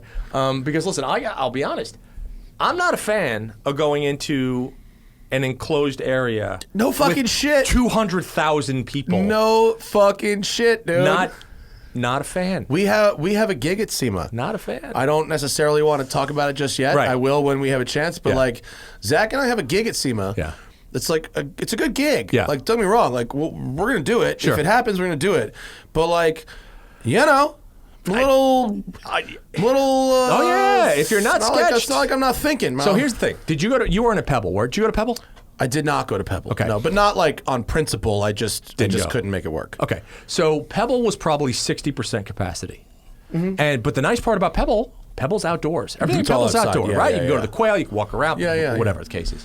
Convention center? I don't know about SEMA's that. indoors. I don't know about that. SEMA's 19 million square feet of indoor space. It's got high ceilings. With 9 billion people inside. know. Which companies that will be there make the best aftermarket fans? You can work with them and have a circulation system that's upgraded. I mean, I almost feel like SEMA would be okay if I had like the mask that Bane had from Batman. Like I would wear that and be like, what? Full respirator. Dude. Respirator with tanks. I'd be like, I can do this. We could get like rebreathers, like scuba, like rebreathers on our back. We'll look like Ghostbusters. I'd be in. I would do that, right? Sort of dry suit or the clean suits they wear when they make microchips, something like that. Right. So, but otherwise, our series, that Road to Improvement, that's launching on Tuesday, which is cool. great. And then The trailer's up on your Instagram. trailer's right now. on Instagram, and if you go to Hemmings' YouTube channel, the website, you can see it there. I mean, if you're gonna spend that many days in the car with someone, Alana's a good person. to do it dude, with. Alana. Yeah, she's good. We all know Alana. We all love Alana. great. She's fabulous. She's one of our most popular guests on the show. She's just, and she is a whiz. I'd be like, we need to find some place to go. She's like, oh, give me 2 seconds. Yeah. And then she would find like the greatest ghost town in the world. that's fabulous. Or the greatest little restaurant. She That's is great. just one of my She favorite humans. she tweeted yesterday, tip for auto writers. I saw that. Cut out the part about watches, Yeah. which I agree with. Sure. I love watches. I know, But yeah. I don't need to talk about that in my car reviews. But the number of people that misunderstood her tweet and was like, tell that to Matt Farah. Dude, People are so dumb. people, well, I People mean, don't. No, well, it's not that they're dumb. It's that they don't read. they misinterpret. Misinterpret. That's the problem with text versus talking. Yes. Is they can just put whatever tone or whatever meaning they want onto something. Yeah, see, this is where, this is the generational thing. I'm a huge phone call fan. People text. I'm like, motherfucker, pick up the phone. Yeah, no, that's like, what not are you me. trying to say? No, if anyone calls me, my reaction is, I know. That's why I like the voice message, like the one you can send, because you can send Zach's everything the you only want. one who likes the voice I message. hate the voice message. You send me a Why? voice message every now and then. I'm like, I don't that mind it if you send it Dude, to me, but when I see it, I'm just like, ugh. He sends me a message and I'm like, that lazy motherfucker. Because he could have done the voice to text. he could have just picked up the He goddamn could have phone. talked the voice But- to text, and it would have been pretty close, and I would have got it. I feel like it's more efficient. You just listen to it. Because what if it gets the print wrong? What if it does the voice to text wrong? And then it's like, I'm going to pick you up after apples. And you're like, what the It fuck are apples? doesn't get it wrong when I voice to text you. Yeah, but I mumble.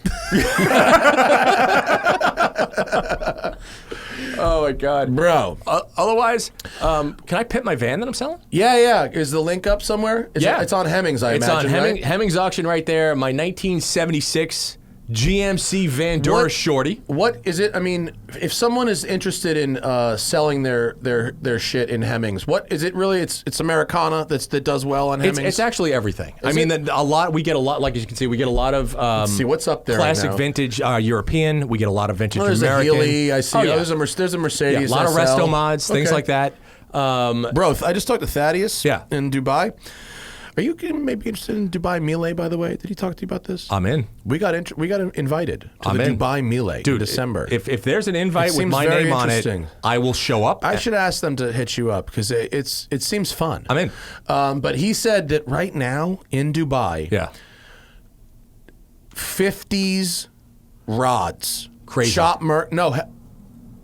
they're not worth anything. He said it's they've the come time. down. It is the time to buy Well, a 50s Merc That's in the desert.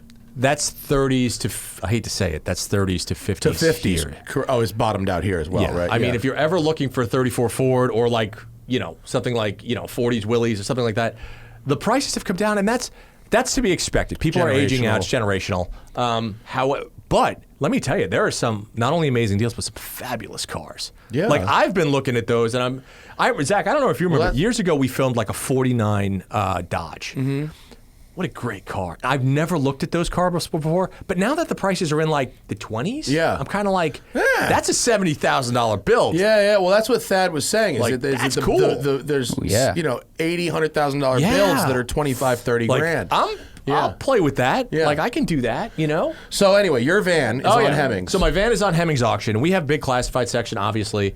We also have auctions, our Hemmings auction, which is great because one. There it is. She's a beauty. It's a nice van. Oh, dude, it's awesome. It's a good van. When I tell you it needs nothing. It's really like the stance is so good. If you would like to have sex with trashy women in the woods, outside of home, because it's lifted. So here's the cool part. It's not like a rolling heavy van. This van. The previous owner, it's only been 3 owners. Mm-hmm. The gentleman or the family that I bought the van from had owned it for 40 plus years. It was a family van. It's not sketch. Like it's not like if you shone a black light in here, it wouldn't look like a Jackson Pollock person. No jizz. No, it's a no jizz van. It is a no jizz van. It is an amazing shape. It's got a porthole window. Put that on the ad. It's got a trailer hitch. It's got good paint. It's got a chrome diff cover. I just repainted it. Oh, you did? Oh, shit. Just repainted it. That's why it looks great. What's the inside? Can we get the inside, please? Is there is it shag? No, it's normal. It's like normal 70s family. So is that a TV? Oh, no, it's just, I thought that was a TV. It's got the wooden cup holders. Oh, dude. Those are fantastic. The interior with the cutouts looks like for the mug. It looks like a 70s is that rec what room. that is? That's the cutout for your mug. For the mug. Because they didn't have travel mugs back then. Right. They had thermoses and they had mugs. For the mug. Yeah, dude. Handle for the mug. Oh, that rules. And with the quilting on the fucking engine cover. Is I don't that know CB? if there's a back. Oh, yeah, it's CB and everything works. AC will freeze you out of the cabin. Is it R12? No, it's 134. It's been converted. But it is... Everything works. I want to see the back, Zach. Keep going. I want to see what the back looks like. Like, what are the seats like in the back? Oh, the seats are great. Are they? Oh, yeah. Is that a prototypo wheel? Momo wheel? No, it's a Grant. Oh, it's okay. Yeah, it's an old school Grant. Equalizer? The old school equalizer. And so all the speakers and the tweeters are old school realistic, Radio Shack style. That's hilarious. And what's crazy is... What's underneath that carpeting on the dash? Is it an okay? Is that carpet is there for effect? The dash carpet is there. It's glued on. It's there. It's you're not taking that off. But stuff like this, like the seatbelt holders. That's a factory seatbelt holder. But wait, is underneath? That was for speakers. That was speakers. So the speakers under the seat. Yeah, speakers under the seat. Sure. Where everyone's ears are always. It's so funny, dude, because well, like a Miata has speakers in the headrest near your ears, but they're like, no, we'll put them here under their ass. So when you beat your kid and he's on the floor, he can still hear the radio. That's so when the bass hits, when Pink Floyd comes on, she's ready. Can you fucking keep going so I can see the seats in the back? They're definitely. They took too many fucking photos. There's a million photos. Highlight of this the interior. Highlight the whole gallery and then scroll down. Expand 53. Expand the gallery. There 53 photos. Oh, there we go. Oh, it actually. Yeah, that's what I wanted to see. It's a couch in the back. Oh yeah, and that I folds wanted down. to know if it was a couch or like benches. It's a couch. It's a couch. Awesome. The couch folds down. Oh yeah, no, that's a shagging van for sure. Yeah, but it's not. The cool part is, like I said, it's not like I wouldn't have bought it if I thought it was sketchy, because it's got the vent fan on the roof. Yeah, what's crazy is that the insulation in this thing, if you go like this, it sounds like an old Porsche. Like it is so well insulated for heat and for sound deadening. Is this on auction or is this on? This is on Hemmings auction right now. What do you think it'll go for, dude? What are you looking to get out of it? I don't know, because there are no comps. Right. You can't be like, this is going to bring 50 grand. I don't know. I have no idea. All I know is it's literally the nicest shorty that I've ever seen. Look at that paneling. It's too bad it's not a Dodge. If it was a Dodge, Sam Smith would be fucking all over it. A Dodge-a-bon? But you should build a Dodge-a-bon. I don't know if I... Yeah. You should definitely build a Dodge-a-bon. You like making slow things kind of fast. I do. This is right Someone in your at Cars wheelhouse. and Coffee in Malibu has a Dodge-a-bon, and it's awesome. Fucking hot. Well, all right. So I'll tell you this right now. So the drivetrain in the Daytona, that's a 550 horsepower low deck stroker with a manual. Oh, that could go in a Dodge-a-bon. That might go... There have been conversations. That could go. That in might a go van. somewhere. Just saying. So because that motor's got to go. This is a good van. Someone should buy this van. It's sweet van. And when I tell you, no one's fucked in it recently, but you could You could definitely You could do whatever. Here's the thing. Like, I've gotten so many emails of people like, if I wanted to drive it to New York, I wouldn't hesitate. Runs cool, AC blows, and it passes California smog. That's awesome. Which is great. It's just a good old van, man. It's so high they could steal the cats right off it. They could steal the cat. Does it have a cat? Has one cat. Has one cat. But yeah, just a good old cool boogie van. That's a cool van. Yeah, Go to Hemmings and look at Mike's van and bid high. Yeah, well, and you helped one of my clients sell that GTX on Hemmings as well. Which was an interesting car. Beautiful car. It was a beautiful car. The guy got totally fucked during the resto because apparently the shop took all the VIN tags off. So we had they had lost the VIN tags, which on a car like that, when you're talking about a 71 GTX with like an air that's big. Documentation on old muscle cars is key. You don't have it, you don't have VIN tags, everybody questions everything. But what a beautiful car. Yeah. What a gorgeous car. Yeah. So, no, that was an interesting example because after the restoration, okay, he got it restored at the shop. They took the VIN tags off to paint the car, and then they lost them and didn't put them back on. But it was apparently, the only car with a certain set of options ever made. Correct. Right? Correct. Okay, cool. Well, that's a big deal in muscle car world. Oh, especially Mopars. But then he brought the car to Leno, and he did a spot on Leno's garage. Which is a great piece. Which is a great piece. Leno, who I wouldn't guess would do anything besides exactly what he did, parroted the guy's claims. Right. Without looking and fact checking. Okay. Yeah. It's not the New York Times. It's Jay Leno's garage. Correct. Okay. And I don't expect Jay personally to do that type of diligence. No, Jay's going to take the owner's word for it. Of course, as people like us do. Of course. So in the auction, it was like, well, the tags aren't there, but Jay said it was what it was, right? And so it put this awkward kind of pressure on this segment that Jay did. And again, it's not his fault. Not at all. He just did the thing that we would all fucking do. Well, dude, Zach, how many muscle cars have we filmed over the years? And we go based on what the owner tells us. Mm-hmm. The owner said it was this, this, and this. Of course. Why would I not believe them? Of course. And so that ultimately the guy got pretty good money for the car. Yes, I think it went for high 60s he or something. Did fine. He did fine and whatever. And I'm sure the person who bought the car is happy with it. It was a great car. But it was a great car, fucking VIN tags or no VIN tags. It was a very nice car.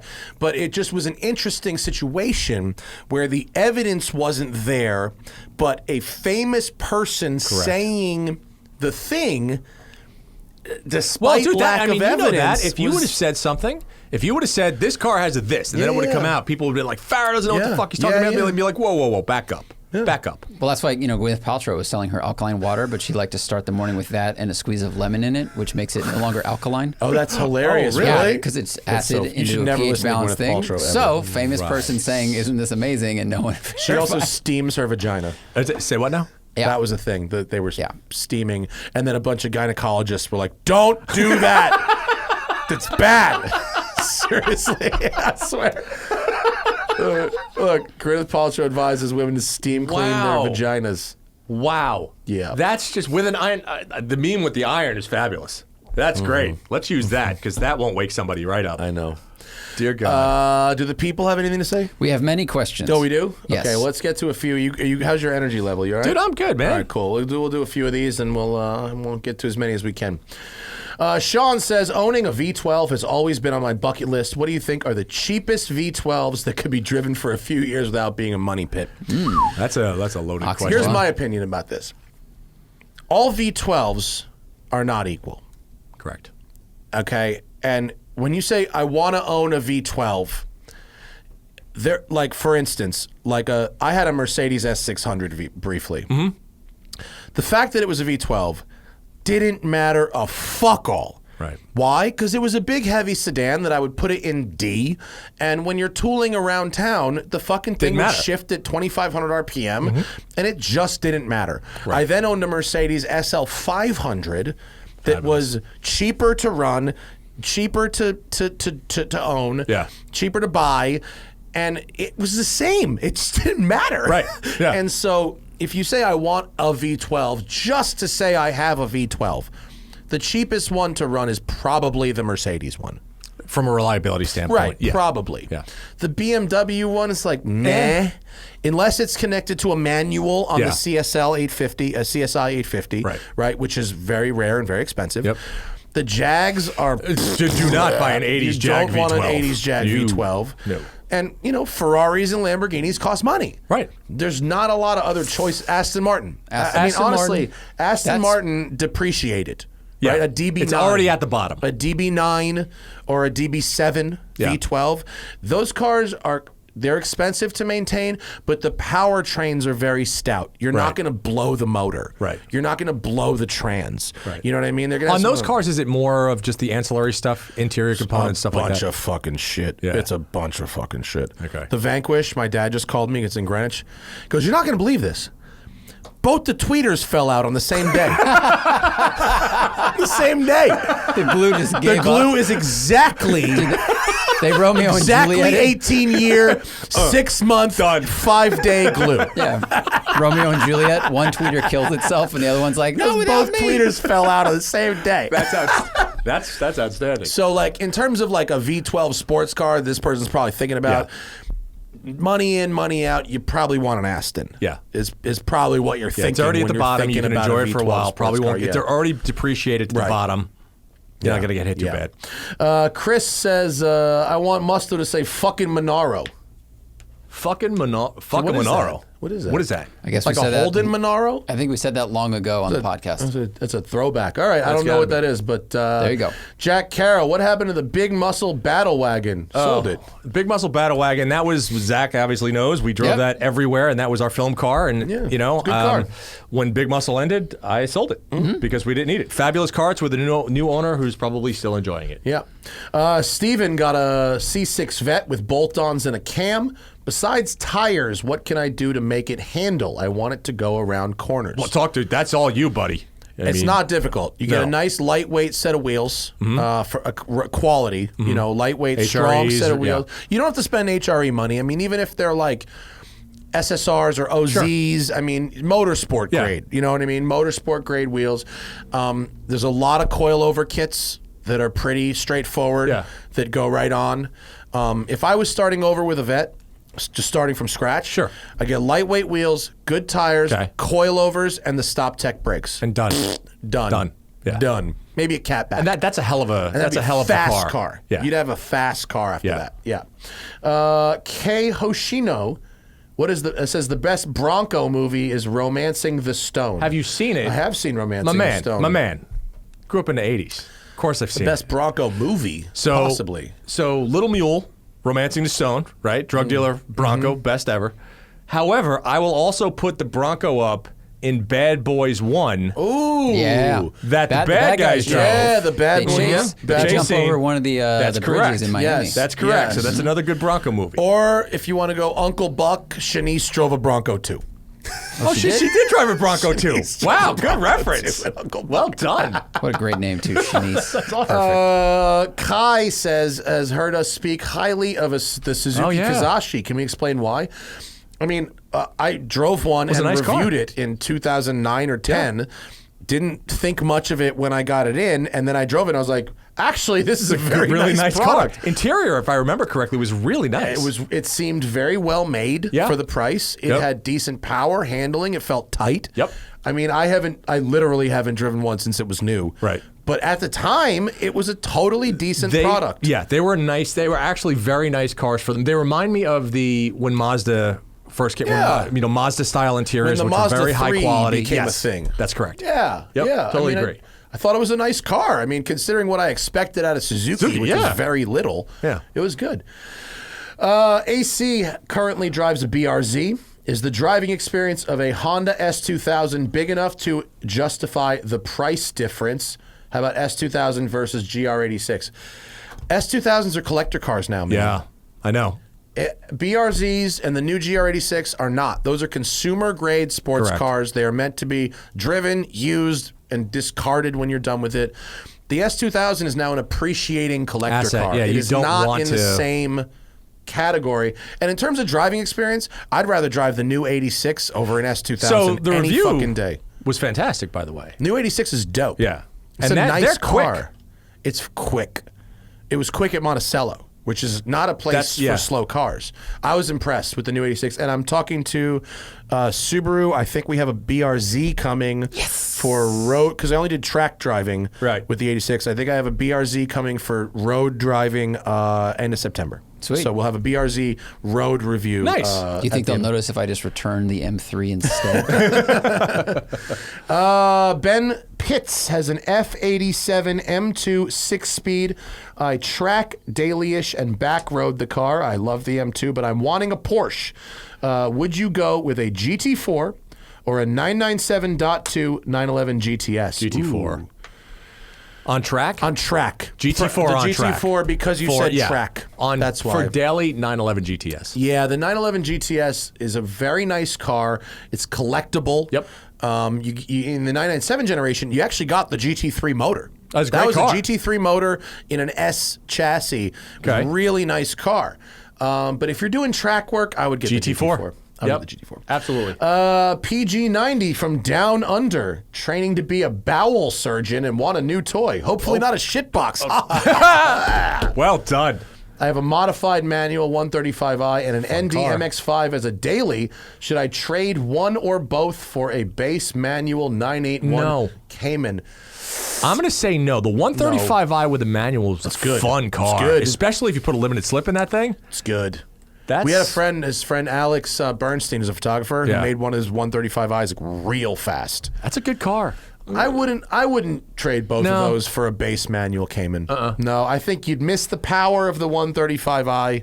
Yep. And you've already kind of got the steering feel with that Miata. Yep. And the 135i has a great chassis. I think that's a lateral move, not an up or down move. Yeah. And it would cost you money. Right. Costing you money to make a lateral move is probably not good. Yeah. I would say no. I would say no. Clutch Chronicles. Do we follow Watches of Espionage on Instagram? Cool stuff and interesting history. I've never seen that, but make a note, please, Zach. I would like to follow them. Watches of Espionage. That sounds like spy shit. That sounds like the kind of thing I'd be into. Right. Watches of Espionage sound. Let's see. What do they come up with on Watches of Espionage? Hang on. Oh, it is spy shit. Hey, that's my watch. Oh, wait, no, that's a Rolex. That's a Rolex. Which watch? Oh, your Seiko? My old Seiko. That's the only watch I have. You still have it, right? Of course. Your blue dial Pogue? Oh, yeah. That's the shit. Yeah. That's fucking worth, those are real money now. Those went, for about 4 years ago, that watch was worth $500. Now that watch is worth about $2,500. Are you serious? Yeah. Man, that was You should never sell it. It's a lovely piece. Dude, that was my dad's. Well, even better. Can't sell it. Even better. Yeah, let's follow Watches of Espionage on Instagram. That sounds cool as fuck. Interesting. Hit the follow button. Cool. Let's see. Uwomi Wanyo. How long does a model of car need to be around before people start celebrating its reliability? It seems like the quality gap between Japanese stuff and everything is closing. That's interesting. 3 years. Once they're out of warranty, that's when they're going to out of That's when you warranty. start. That's when you start the clock. Yeah, exactly. Muhammad Ali said he never counted sit-ups until they started to hurt. You don't count the reliability until it's out of warranty. Unless it's always in the shop while it's under warranty. Yeah. And also it's important to notice the difference between reliability and durability. Big difference. Not the same thing. No. Jack Baruth wrote a really good piece on the difference a few years ago. Reliability is a car that, it's a Crown Vic. A Crown Vic is reliable is a car that you could drive for 100,000 miles and not change the oil. A Camry. Right. Durable is a requires specialized maintenance. Correct. And if you do that maintenance religiously, it will keep last going forever. Yeah. And durable cars tend to be much nicer to use and operate than purely reliable cars. Yeah. But there is a difference. Jay John says, I respect and accept Matt's position on beta testing autonomy, but I think going from that reality to everything that Elon does is a scam is excessive. The truth of the situation is somewhere in the middle. Okay. This is a fair criticism based on the one sentence I said earlier in the show. Tesla sells real products, right? They've got a few cars. They're real. You can buy them. Yes. Those are real. Each of those cars is sold with an available scam. That's correct. You can click the $10,000 self-drive, full self-drive option and pay them on every product they sell. So every product they sell has an available optional scam. Okay, now that's just the actual product. Sure. Then there's the Cybertruck. Then there's hot swappable batteries, Right. Which was a scam. That was a tax scam, right? You know how that worked? Yeah. They offered a massive federal tax credit if you could demonstrate hot swappable batteries. You didn't have to implement it, just demonstrate it. So they built this fake swap station, demonstrated that it could be done, and then once they got the tax credit, they shut it down. And it's never been done, right? Solar powered The solar roof. Right. Solar roof tiles are not real. Those are fake. Okay. This fucking robot thing is fake. Wasn't that the Tesla semi truck? Person in there? Yes, it was a guy in a that's suit. true? That was a dude Yeah, in a they had a suit? suit. Well, they had a yeah. rendering, and then the guy in the suit was like, he wasn't pretending to be a robot. It was like just to get attention of like, here's what we're eventually going to do is build a robot. But that was like clearly not them pretending. still ridiculous. But it's just, any amount of thought is Right. determined is not possible. The robo-taxi thing, that's just never fake. gonna happen. Yeah. So yes, Tesla sells real products. But each of those products is available with an a scam. optional scam. Right. And then everything beyond those products is a full scam. So I hope that clarifies my statement. It's somewhere in the middle. Yep. You can buy a real car with an optional scam, or you can invest in Tesla if you believe in their scams. Right. Okay. Treviso, have you ever been tempted to overpay for a car because it just got under your skin for some reason? Every day. Yeah. There's no question. I mean, I've overpaid for stuff. With that, I mean, I think you have to quantify overpay, right? If the overpayment, if I'm emotionally okay with that overpayment, then I didn't overpay. You know what I mean? That's most of what's happening in bidding today with auctions and collecting cars and whatever. I've put bids in on cars that I've not won. Right. And I've been ultimately happy I didn't win because if I had won, I would have been like, ooh. Yeah. I was emotionally invested, not just in the car, but in the concept of winning. Yeah, there's definitely some of that. I think, so, you brought the Wagoneer up. Wagoneer is a perfect example. Of 40, if somebody pays $60,000 for a Wagoneer, and like people are going to be like, but you own one, don't you want to see the value? Has nothing to do with that. Matt always said, not a $60,000 drive experience. You know what it is? It's an $8,000 drive experience. yeah. Right? But it looks good. So emotionally, yes, I will overpay for that. Yeah. Sure. Yeah. I almost overpaid for a Ferrari 328 GTS on Bring a Trailer. And I lost the auction, and it turned out for the best because the car I ended up with, even though it required a bunch of shit, my net is still almost 10K under where I would have been. That's so the C4S. I have a 996 C4S. Nice car. I bought it 3-4 months ago. I watched those markets, and 996s now have stratosphere. They're ridiculous. Just like, what are you doing? I got in at the right price. My price, I did not overpay. I am easily 10 to 12, 15 grand positive on that car. And I think it's still possible to get a 996 It is. somewhere besides one of the premium auction platforms. Absolutely. These local small dealers. Oh, yeah. Or private sellers that aren't as online savvy or don't have access. You can still buy this stuff. Sure you can. You just have to do a little work. You gotta look. Gotta do a little work. I'm trying to get Armin to buy one. Armin is fucking always on the lookout. I forward him nice stuff, for him. and I'm like, dude, right here. He's like, oh, Musto, you son of a bitch. Jaeger Marine says, Musto, on the drive, you got behind both Mike Myers and then the Cortex Racing Classic Mustangs. Which did you feel had the better suspension setup on the street, and who would take who in a head-to-head? So I'll say a couple of things here. One, I have seen both Mike Myers' Old Blue and Philip Troyanic's Execution Mustangs run head-to-head at Laguna Seca Raceway. Laguna, okay. And in Optima and at autocrosses. Both cars are astonishingly quick. Both cars are, for what they've been able to make an old classic Mustang do, is absolutely amazing. We actually reviewed Myers' car. It was amazing. I reviewed Philip's car. Both amazing. What I will say is this. I had my S197 Mustang that Cortex Racing built me. And I used to go out and put the hurt on 911s on a daily basis with that car. So from a product perspective, you're not going to go wrong with either one.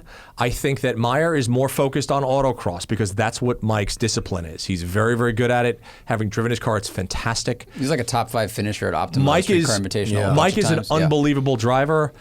The other part about Mike is you can call him and Mike will talk to you and walk you through stuff on a very kind of layman's level. He has a way of breaking stuff down so that you understand it. He won't try to oversell you. He will just say, this is what I think is the best, route for you to go for your application, right?